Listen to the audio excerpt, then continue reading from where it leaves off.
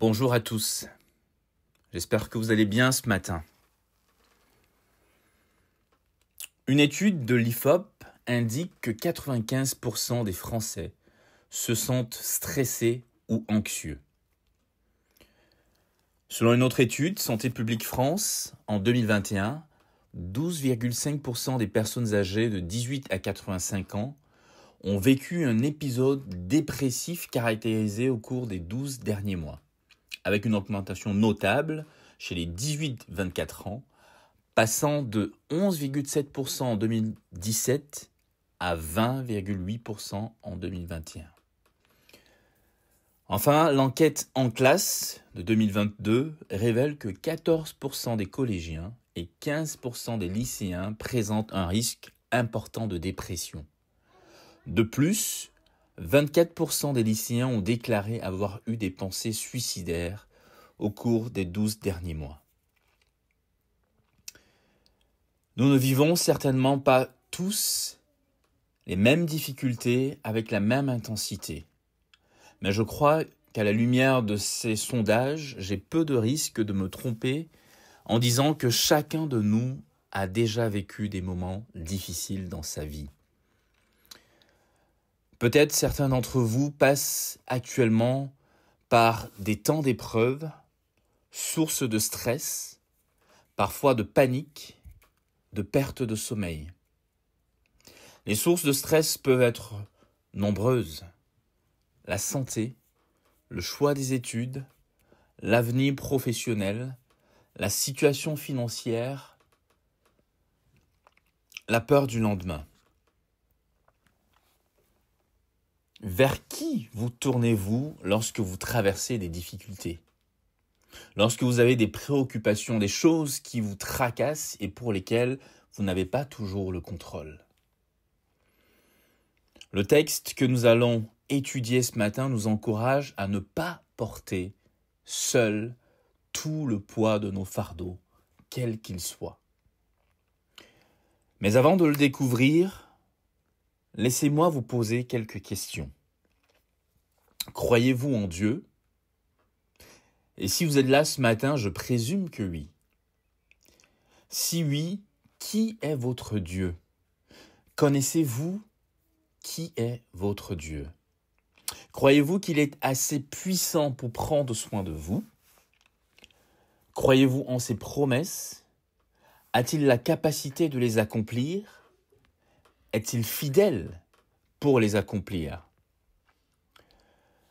Je pense que la réponse à ces questions est déterminante lorsque nous traversons des perturbations dans notre vie. D'autant plus que la vie ici-bas a souvent le don de nous rappeler que nous ne contrôlons finalement pas grand-chose.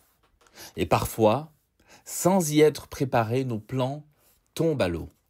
On a beau gesticuler dans tous les sens, les montagnes ne bougent pas. Les portes restent closes. Et dans ces moments, on se sent tout petit, fragile, sans aide, avec parfois le sentiment d'être même abandonné de Dieu. L'inquiétude nous gagne alors. Et si on n'y fait pas attention, elle s'installe dans notre vie avec son lot de stress, d'angoisse et de peur. Et pourtant, la Bible nous encourage à plusieurs reprises à ne pas nous inquiéter, mais au contraire, à décharger nos fardeaux, nos soucis sur celui qui contrôle toutes choses et qui a le pouvoir de nous délivrer de toute situation par sa main puissante. Que ce soit dans l'Ancien Testament ou dans le Nouveau Testament, on retrouve ces encouragements. Et plus que des encouragements, les verbes à l'impératif suggèrent même des commandements de la part de l'Éternel, avec parfois à la clé des promesses. Et l'une de ces promesses, l'un de ces commandements et l'une de ces promesses se trouve dans l'épître de Pierre, la première épître de Pierre au chapitre 5, et nous allons lire le verset 7. Il est affiché là à l'écran. 1 Pierre 5, verset 7. Il est dit « Déchargez-vous sur lui de tous vos soucis, car il prend soin de vous. Tous vos soucis, car il prend soin de vous. Qu'est-ce que cela veut dire?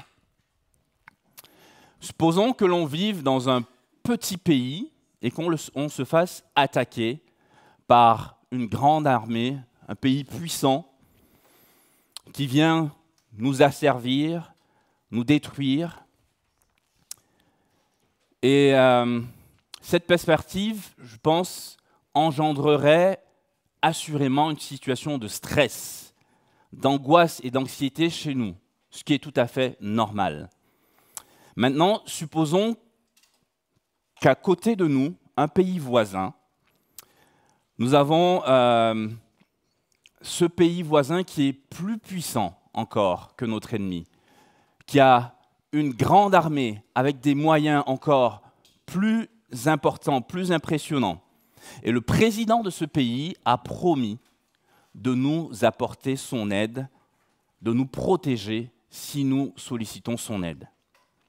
Face à la menace de l'attaque, on envoie des messagers donc aller demander de l'aide au président de ce pays voisin, et la réponse ne se fait pas attendre. N'ayez aucune crainte, je vous protégerai, l'ennemi ne vous submergera pas, signé le président. Quel soulagement, n'est-ce pas? C'est comme si un poids est tombé.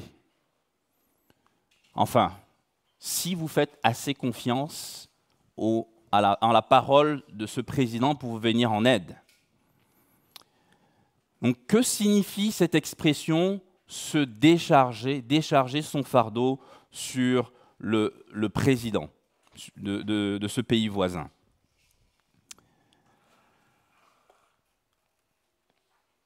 Si vous faites suffisamment confiance en la parole du président de ce pays voisin, alors votre fardeau sera léger.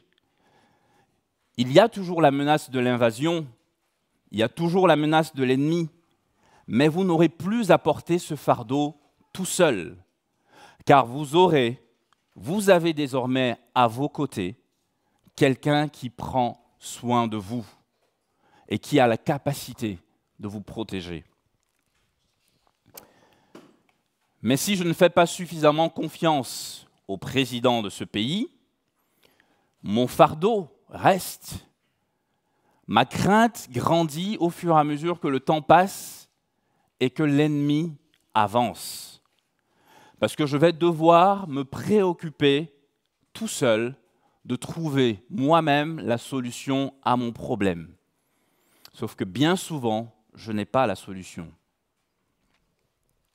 Vous voyez donc que la clé pour les habitants de ce pays, c'est de rejeter leur fardeau sur le président du pays voisin qui a promis de les aider. C'est de croire ce qu'il a dit, c'est de le prendre au mot, de lui faire confiance. Ce qui inclut bien sûr le fait de savoir qu'il a les moyens pour faire ce qu'il a promis. Il a les moyens pour nous protéger, pour vaincre notre ennemi. Ce n'est pas comme l'Europe avec l'Ukraine. Mais il s'agit ici d'un pays qui a vraiment la capacité d'agir, vraiment la capacité de protéger les habitants de ce pays qui est attaqué. Pour avoir confiance, il faut savoir à qui on a affaire, n'est-ce pas? Il serait difficile pour quiconque d'entre nous de remettre sa vie à un inconnu. Lorsque l'enjeu est moins important, on peut se permettre de donner facilement sa confiance à quelqu'un. En revanche, lorsque l'enjeu est de taille, on ne donne pas sa confiance à n'importe qui. On a besoin de bien connaître celui à qui on a affaire. Qui est donc cette personne sur qui on peut apporter notre fardeau? C'est la question qu'on se pose en lisant ce texte. Déchargez-vous sur lui de tous vos fardeaux, car il prend soin de vous. Qui est celui sur qui nous pouvons déposer nos fardeaux? À qui avons-nous affaire lorsqu'on parle de Dieu? Est-il un Dieu fabriqué par des hommes? Non. Ou est-il le créateur de l'univers? Bien sûr. Est-il surpris par les événements qui nous arrivent? Ou est-il souverain sur toute chose, c'est-à-dire qu'il contrôle tout ce qui se passe? Est-il un Dieu qui aime charger son peuple de lourds fardeaux? Ou est-il celui qui se plaît à l'en défaire, à l'en décharger? Quand on ouvre la Bible, on a plein de passages qui nous permettent de découvrir qui est le Dieu en qui nous croyons. Je vais vous proposer juste quelques-uns ici ce matin. J'aime ce texte d'Exode 34, 6, parce que c'est Dieu lui-même qui se présente à Moïse. L'Éternel, l'Éternel, un Dieu plein de compassion et de grâce, lent à se mettre en colère et riche en amour et en fidélité. Il pardonne le crime, la faute et le péché, mais ne tient pas le coupable pour innocent. Ce verset nous apprend tellement de choses sur Dieu. C'est un Dieu plein de compassion, nous est-il dit. Oui, Dieu sait s'occuper de ceux qui souffrent. C'est un Dieu plein de grâce. Parfois, lorsque les choses ne vont pas bien, on peut être amené à penser que Dieu nous punit, que Dieu nous châtie. On ressasse alors parfois nos erreurs, nos péchés, et on tourne en rond avec ça. Si c'est ton cas ce matin, Dieu veut te rappeler qu'il est un Dieu qui fait grâce. Et lorsqu'on lit dans Michée 7, verset 18, il est dit, Dieu prend plaisir à faire grâce. Et d'ailleurs, la suite du verset dans Exode 34 nous dit que Dieu pardonne non seulement la faute, mais le crime, le péché. Et Dieu est lent à la colère. Si Dieu se mettait rapidement en colère, aucun de nous ne subsisterions.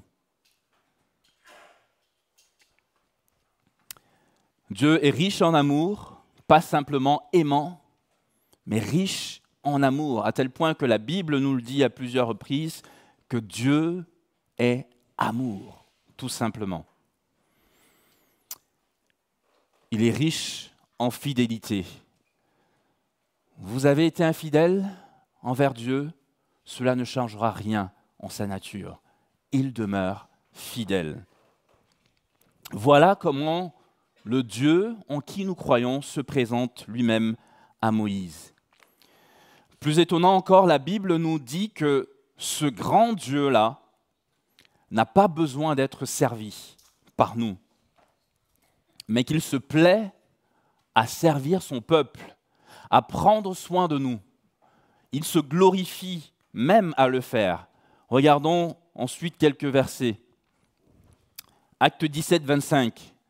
Il n'a pas besoin non plus d'être servi par des mains humaines, comme s'il lui manquait quelque chose. Au contraire, c'est lui qui donne à tous les êtres la vie, le souffle et toutes choses. En d'autres termes, nous servons un Dieu qui possède tout et n'a besoin de rien. Il n'a même pas besoin que nous le servions. Il a tout et il donne généreusement à tous les êtres, comme il est dit dans ce texte, la vie, le souffle et toutes choses. Si tu es là ce matin, c'est Dieu qui continue de souffler en toi le souffle de la vie. Dieu est indépendant. Psaume 50, 12, c'est Dieu qui parle. « Si j'avais faim, te le dirais-je ? L'univers est à moi et tout ce qu'il renferme. Dieu n'a pas besoin de nous, il se suffit à lui-même. Si Dieu nous permet d'être à son service, c'est par grâce, pour nous faire participer à son œuvre, mais certainement pas parce qu'il aurait besoin de nous. L'univers entier lui appartient. Que pouvons-nous lui donner? Tout ce qu'on a d'ailleurs lui appartient. Par ailleurs, Dieu ne se glorifie pas d'être notre bénéficiaire, mais il se glorifie d'être le donateur. Au verset 15 du psaume 50, il est dit « Invoque-moi au jour de la détresse, je te délivrerai et tu me rendras gloire. » Dieu se plaît à nous faire du bien, et lorsqu'il nous fait du bien, nous lui rendons l'honneur qui lui est dû et nous le glorifions pour ses bienfaits. Un autre texte, dans Ésaïe 64, verset 3, « Jamais on n'a appris, ni jamais entendu, jamais œil n'a vu qu'un autre Dieu que toi ait agi en faveur de qui compte sur lui. » Ce qui fait la singularité de notre Dieu, c'est que notre Dieu, comme on l'a déjà vu, n'a pas besoin d'aide. Au contraire, c'est un Dieu qui est une aide. Il est une aide pour ceux qui comptent sur lui. C'est un Dieu qui agit en faveur de ceux qui s'attendent à lui et qui placent leur confiance en lui. Il n'y a pas d'autre Dieu que lui. Nul n'est semblable à lui. 2 Chroniques 16, au verset 9, nous dit « L'Éternel parcourt la terre du regard pour soutenir ceux dont le cœur est tourné vers lui sans partage. » C'est comme si Dieu était sur le qui-vive.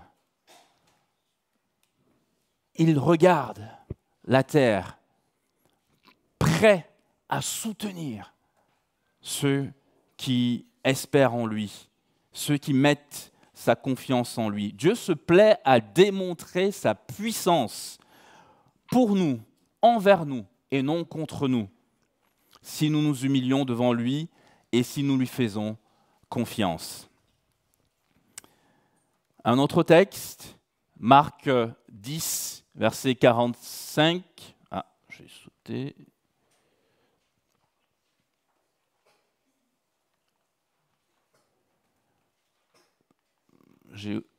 J'ai oublié un texte, mais ce n'est pas grave. Le Fils de Dieu est venu, non pour être servi, mais pour servir et donner sa vie en rançon pour beaucoup. Marc 10, 45. On voit ici qu'au sommet de la révélation de Dieu par l'incarnation de son propre Fils, Dieu nous rappelle encore ici qu'il n'est pas venu pour être servi, mais pour servir. Il est venu pour servir son peuple et par-dessus tout, donner sa vie en rançon pour beaucoup. Et dans Nombre, je cite un dernier texte, Nombre 23, verset 19, « Dieu n'est pas un homme pour mentir, ni le fils d'un homme pour revenir sur sa décision. Ce qu'il a dit, ne le fera-t-il pas? Ce qu'il a déclaré, ne l'accomplira-t-il pas? Oui, Dieu est fidèle, nous dit la Bible à plusieurs reprises. » Voilà donc le Dieu à qui nous avons affaire lorsqu'il s'agit de déposer nos fardeaux. Un Dieu grand, un Dieu tout-puissant, qui n'a pas de pareil, qui tient le monde entier dans ses mains, qui se suffit à lui-même, qui n'a besoin de personne pour être pleinement satisfait, et pourtant un Dieu qui se glorifie de servir son peuple et non d'être servi par lui. Un Dieu qui se glorifie des actes accomplis par lui-même pour le bénéfice de son peuple et non des actes accomplis par les hommes pour lui. Un Dieu plein de compassion, plein de bonté, plein d'amour, fidèle à ses promesses, parce qu'il a la capacité de les accomplir. C'est ce Dieu-là qui nous demande de lui apporter nos fardeaux, nos soucis, nos problèmes, nos préoccupations, notre angoisse, notre stress. Alors, face à la réalité de qui est notre Dieu, qu'allons-nous faire?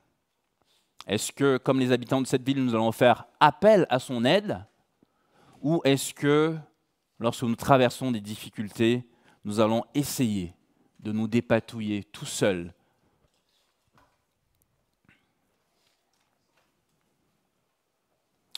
Nous pouvons en tout cas être sûrs que si nous rejetons sur lui tous nos fardeaux, il nous soulagera.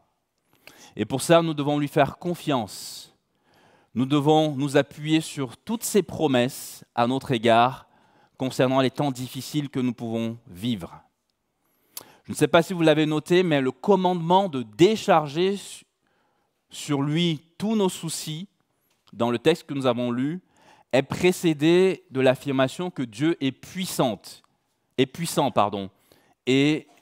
qu'il prend soin, et suivi ensuite de l'affirmation que Dieu prend soin de nous. Au verset 6, on peut lire « Tenez-vous donc humblement sous la main puissante de Dieu pour qu'il vous élève au moment qu'il a fixé. » On parle de la main puissante de Dieu. Dieu est puissant. Et déchargez-vous sur lui de tous vos soucis, car il prend soin de vous. Donc Dieu est puissant, il prend soin de nous. On peut nous décharger sur lui de tous nos soucis.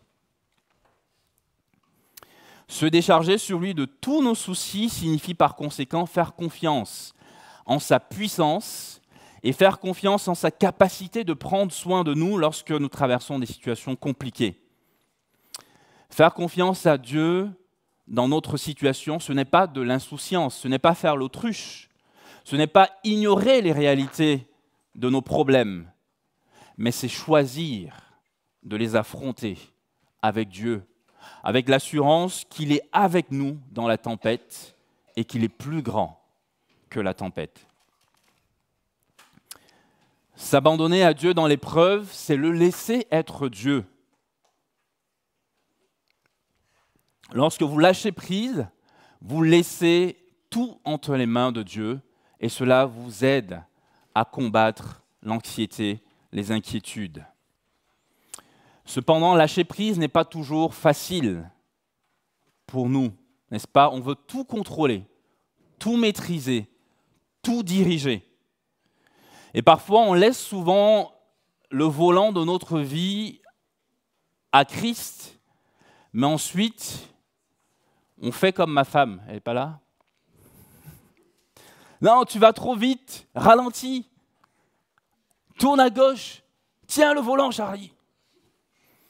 Et Dieu nous dit, du calme, c'est moi qui conduis ou c'est toi? Jésus est au volant, mais on lui donne constamment des conseils. Constamment des conseils pour nous mener là où l'on pense être la bonne destination pour nous, alors qu'il a la meilleure destination pour nous. Et il connaît le meilleur chemin et le meilleur moyen d'y arriver. Il est important de noter que nous ne pouvons pas tout contrôler dans notre vie. Et cela, ce n'est pas grave, ça ne pose aucun problème. Plus les choses nous échappent, plus l'inquiétude grandit et nous enferme dans un cercle vicieux de peur et vole notre paix. Mais il y a une solution pour sortir de ce cercle vicieux, c'est de faire confiance à Dieu sur ce que nous ne pouvons pas contrôler. Et même sur ce que nous pensons contrôler, nous le faisons avec la grâce de Dieu, parce que c'est lui qui nous donne le vouloir et le faire. Faire confiance à Dieu, ce n'est pas une décision ponctuelle, c'est un choix de vie de tous les jours. Ce n'est pas rester passif et défaitiste, mais c'est de croire que Dieu est au contrôle et qu'il a un plan pour ma vie. Quand vous choisissez de faire confiance à Dieu, vous déclarez que ses plans sont bons et parfaits et qu'il autocontrôle, même lorsqu'on ne le voit pas, même lorsque tout semble chaos autour de nous. Parfois, on aimerait que la réponse de Dieu arrive rapidement, au moment où on le souhaiterait, que le chemin soit comme celui que nous, on aurait tracé. Mais on oublie que Dieu écrit droit avec des lignes courbes. Et même si on ne voit pas le bout du tunnel, Dieu reste au contrôle. C'est normal de s'inquiéter lorsqu'une situation nous dépasse.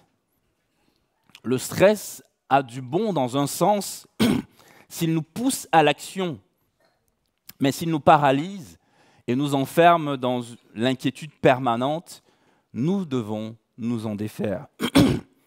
La bonne nouvelle, c'est que nous pouvons choisir de refuser de vivre dans l'inquiétude. Cultiver l'inquiétude, c'est se focaliser sur notre problème, au lieu de se focaliser sur celui qui est plus grand que notre problème et qui a la capacité de le résoudre. La foi, au contraire, justement, détourne nos yeux du problème pour les placer sur Dieu, sur sa puissance. Ce n'est pas pour rien que la Bible nous encourage dans Hébreux 12, verset 2, à garder nos yeux fixer nos regards sur Jésus-Christ, qui est le chef et le consommateur de notre foi. Lorsque Pierre gardait les yeux fixés sur Jésus, il pouvait faire l'impossible, marcher sur l'eau. Mais lorsqu'il détourne son regard et remarqua que le vent soufflait fort, comme le dit le texte dans Matthieu 14, il prit peur et commençait à s'enfoncer. Gardons les yeux fixés sur Jésus. Jean-Marc l'a dit dans sa prière, en citant le texte de ce chant, « Contemplez Christ, contemplons Christ, même quand tout va mal. Gardons les yeux fixés sur lui. » Lorsque nous plaçons notre confiance en Dieu, nous embrassons sa souveraineté et nous reconnaissons qu'il règne, en effet, sur tout l'univers et que rien n'échappe à son contrôle. Lorsque on abandonne l'idée qu'on peut tout maîtriser et tout contrôler, on laisse Dieu porter le fardeau à notre place. Faire confiance à Dieu signifie reconnaître ses propres limites et demander son aide pour surmonter les difficultés. Seigneur, je ne peux pas y arriver sans toi, mais avec toi, je sais que je pourrais y arriver. Il y a une part d'humilité dans ce processus. D'ailleurs, Pierre le souligne, si on lit au verset 5, il nous est dit que Dieu résiste aux orgueilleux, mais il accorde sa grâce aux humbles. Et le verset 6 nous dit « Tenez-vous donc humblement sous la main puissante de Dieu, et ensuite déchargez-vous. » Donc il y a une part d'humilité dans le fait de reconnaître que seul, on ne peut pas tout contrôler. Seul, on ne peut pas y arriver. On a besoin de la grâce de Dieu. Et à partir du moment où nous déposons ce que nous ne pouvons pas contrôler entre les mains de Dieu, nous trouvons la paix, une tranquillité d'esprit que seul lui peut donner. Et Jésus lui-même le dit dans Matthieu 28, verset 11, « Venez à moi, vous tous qui êtes fatigués et chargés, et je vous donnerai du repos. »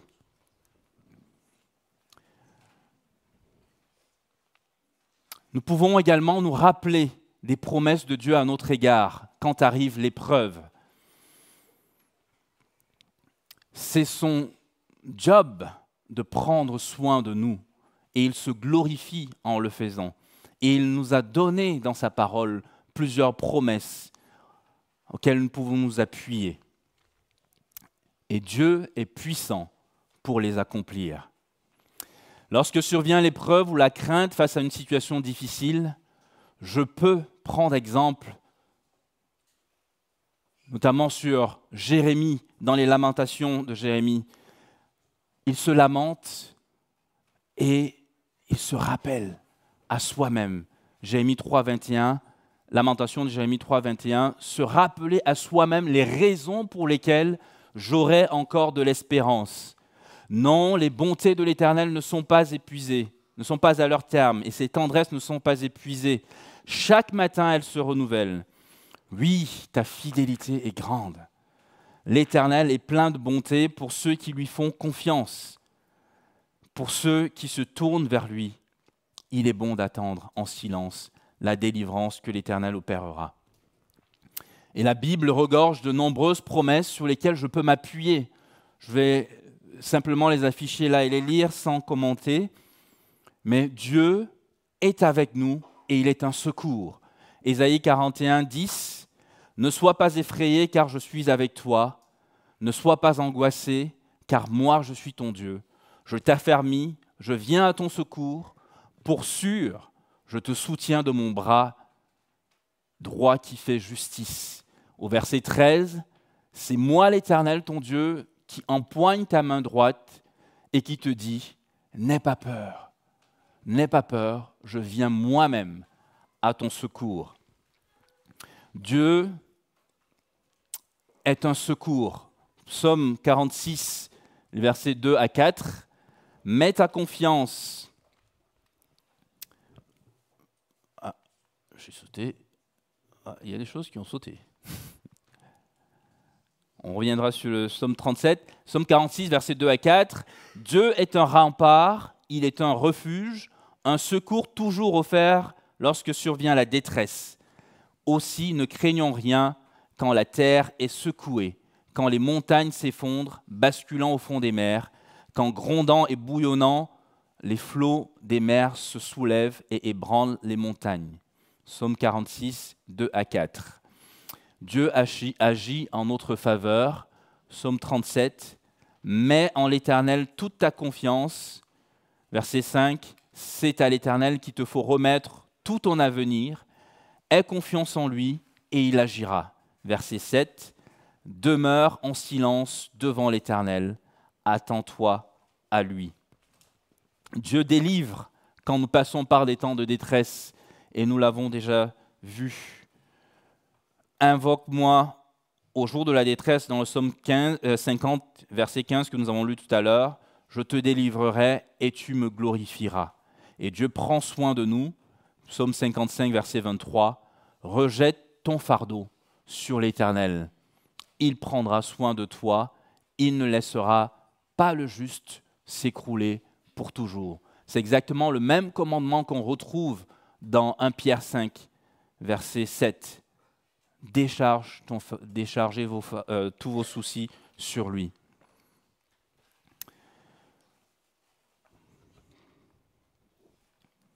N'est-ce pas merveilleux de savoir que le Dieu en qui on croit est capable de prendre soin de nous?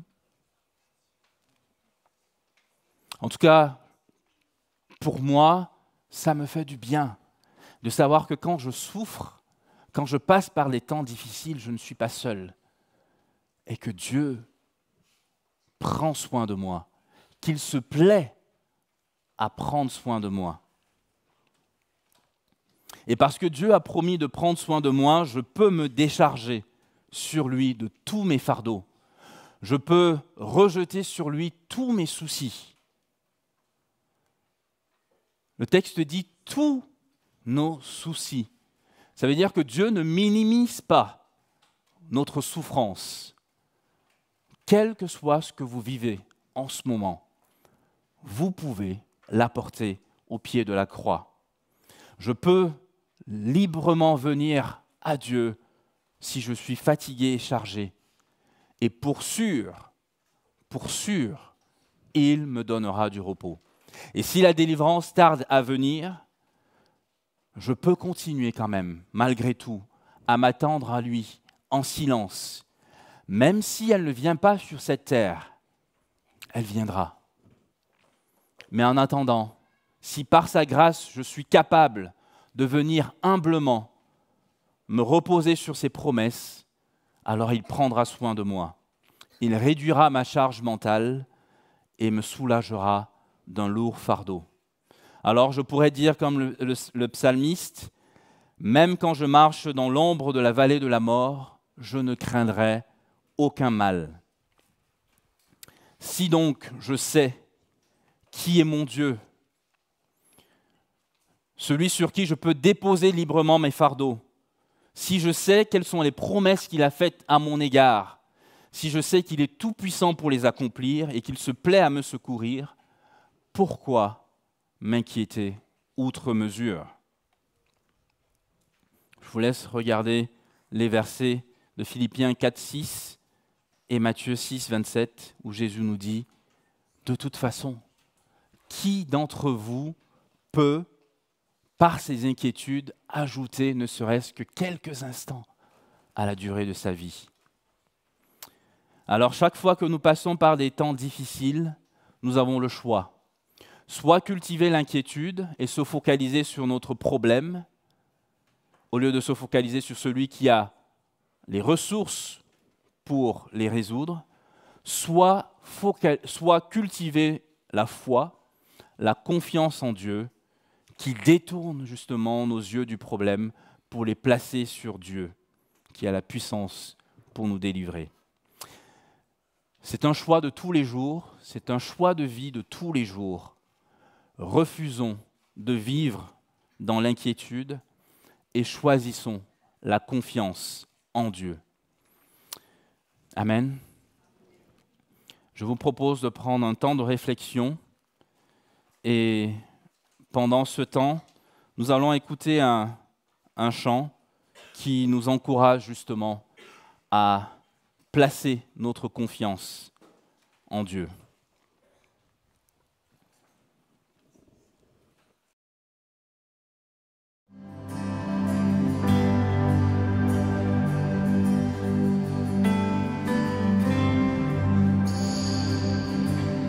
Christ est ma seule fondation, le rocher de ma vie. Quand tout autour de moi est détruit, en lui est mon appui, car j'ai mis ma foi en Jésus. Il ne m'abandonne pas, sa parole est solide et sûre. Il ne me laissera jamais.